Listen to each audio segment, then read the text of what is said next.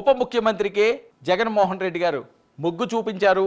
పీడిక రాజన్న దొర హ్యాట్రిక్ ఆశాభావాన్ని ఈసారి వ్యక్తం చేస్తున్నారు. అయితే ఆయనకు బ్రేక్ వేయడానికి గుమ్మడి సంధ్యారాణి తెలుగుదేశం పార్టీ సీనియర్ నాయకురాలని ఈసారి ప్రత్యర్థిగా చంద్రబాబు నాయుడు గారి ఇక్కడి నుంచి బరిలో దింపారు. వైఎస్ఆర్ కాంగ్రెస్ అభ్యర్థి విషయానికి వస్తే 4 సార్లు గెలిచి తిరుగులేని నాయకుడు ఉప ముఖ్యమంత్రి అయిన రాజన్న దొర. ఇక పనుల కోసం అందరూ బొత్స మేనల్లుడు చిన్న సీనునే ఆశ్రయిస్తారు అనే అపవాదం ఉంది. ఇక అధికారం బొత్స కుటుంబం చేతిలో ఉంటుందనే అభిప్రాయం కూడా ఇక్కడ చాలా ఎక్కువ ఉందని జరుగుతున్న ప్రచారం.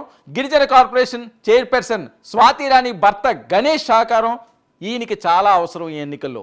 ఇక తెలుగుదేశం అభ్యర్థి గుమ్మడి సంధ్యారాణి ముఖ చిత్రాన్ని చూద్దాం. 2014లో అరకు ఎంపీగా పోటీ చేసి ఆమె ఓటమి పాలైంది. 2015-21 మధ్య ఆమె ఎమ్మెల్సీగా విధులు నిర్వహించారు.